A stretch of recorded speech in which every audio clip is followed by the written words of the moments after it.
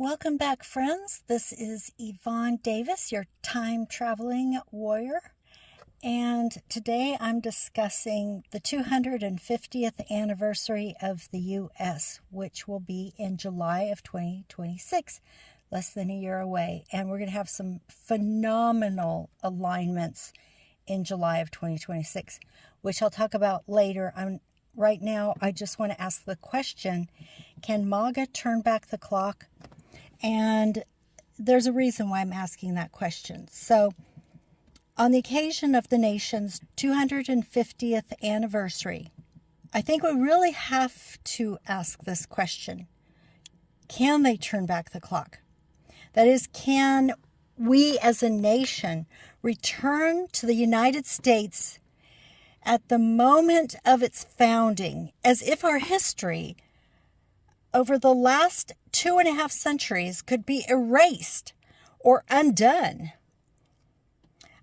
So the reason why I'm asking this question is because in a recent speech by Stephen Miller at the Memorial for Charlie Kirk, he presented a version of the past that invited exactly that question. According to Miller's remarks, the United States is a civilization built by a particular lineage. He said, our ancestors built the cities, they built the industry, and by implication, our nation's identity is anchored in that original founding stock, which means, basically what he was saying is, America is a place built by European men for European men. So, in saying this, Miller's language suggests that the United States can, and perhaps should, revert to a prior era, a time when its institutions, culture, and social fabric aligned with his vision of who we are. It's very interesting when you think about the sort of like a call sign or a call to action or some kind of mantra that was used during the last presidential election, which is take back America. And I kept thinking, take it back from who? From who? Like, I'm an American too, you know? Who exactly is he taking it back from? This doesn't make any sense to me.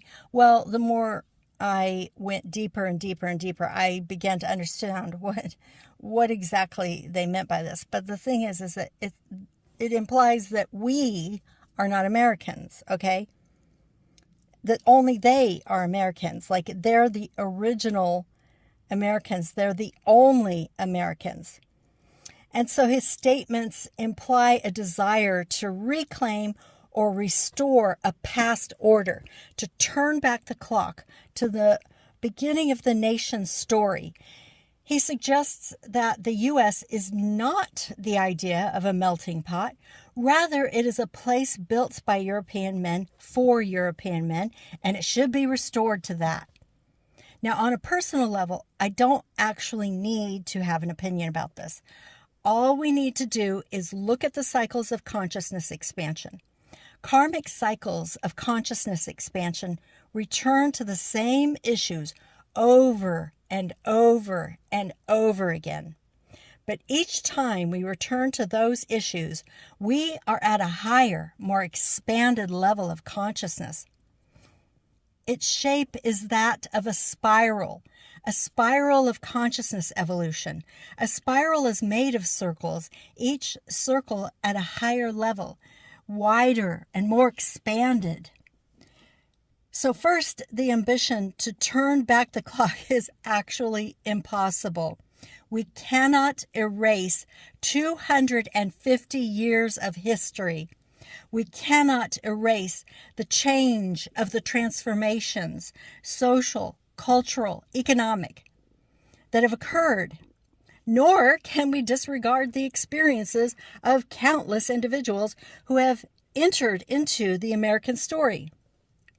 And this is not an opinion. This is fact. History is cumulative. It is layered. It is not a clean slate. And second, to attempt to reset to the founding moment would exclude, erase, or devalue large swaths of the citizenry whose ancestry, story, and contributions emerged later or outside the dominant narrative. And third, the United States is not simply the legacy of one people at one time. It is infused with multiple waves of migration, change, reform, expansion, and contestation. To claim otherwise is to deny the living, evolving nature of the American experiment. What is needed in this next cycle, which astrologically is showing us that we are cycling back over not just the American Revolution, but also the Civil War at the same time. And what we need is integration. To raise some people up by lowering others is not integration. Women and others who've been disenfranchised have been raised to levels that are more equal to European men. But many young white men have been left behind now. The next generation coming of age, Gen Z, is really having a hard time. And I'm going to talk about that in some of my other videos too. They feel discounted. They feel ignored. They do not feel represented by the Democrats. And that is a problem. They are told that their problems don't matter because they have historically held all the cards. It is a form of reverse discrimination.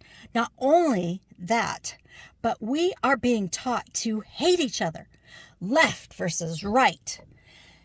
The generational wars, the gender wars, all these places of blame point away from those who actually have wealth and power and influence. The billionaires, they are the ones who actually hold all the cards, regardless of their political affiliation, gender, skin color, etc. Though it tends to be true that most of them in America are European men.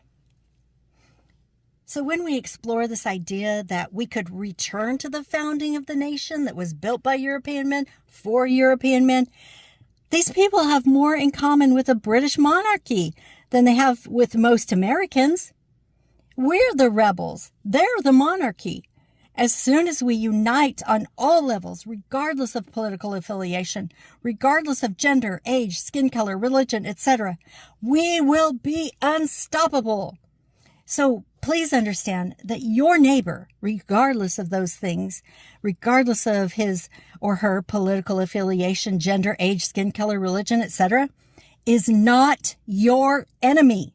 You've merely been taught to believe so in order to hide the truth of the American monarchy. In celebrating the 250th anniversary, we should not yearn to rewind. Rather, we should acknowledge how far we've come, including the work still undone.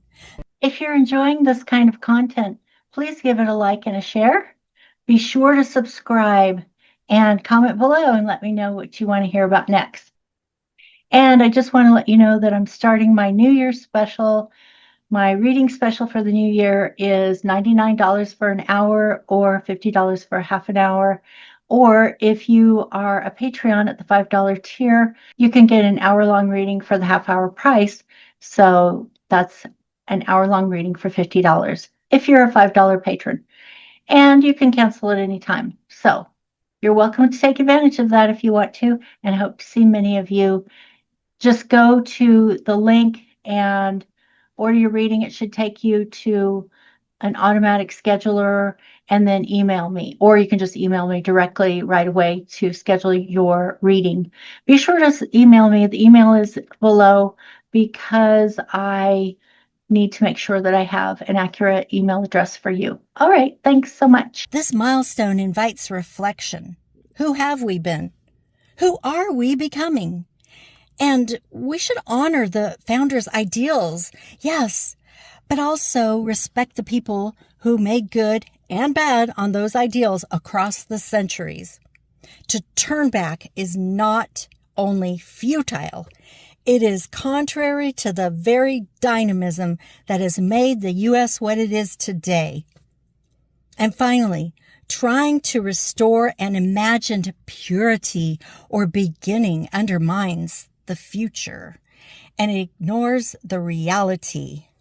It tries to romanticize one specific group of people and their contribution, ignoring all the others who built this country over the past 250 years.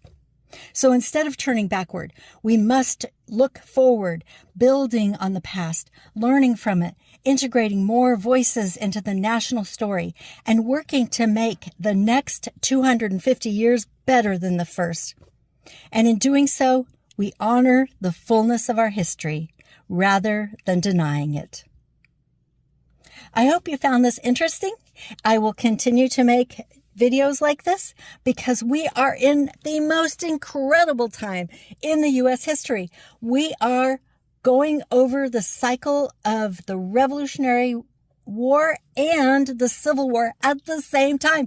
That just blows my mind. And these cycles show up in the pattern of the fourth turning and in astrology with Uranus entering Gemini. It will be there for 7 years. Right now it's retrograding back into Taurus, but when it turns around again and goes direct and enters Gemini again in early 2026, it will stay there for 7 years until March of 2033, and we will have a Uranus return in July of 2027. So July of 26 is going to be freaking amazing. And July of 2027 is going to be even more amazing. I mean, we are living literally in historic times. So please do not resist it. Embrace it. This is so exciting. Our time will be written about in history books. All right, I'm super excited. So I will see you again in the next video. And please subscribe if you haven't yet subscribed. Like this video if you like this kind of content. And leave your comments below. I want to know what you're thinking, okay?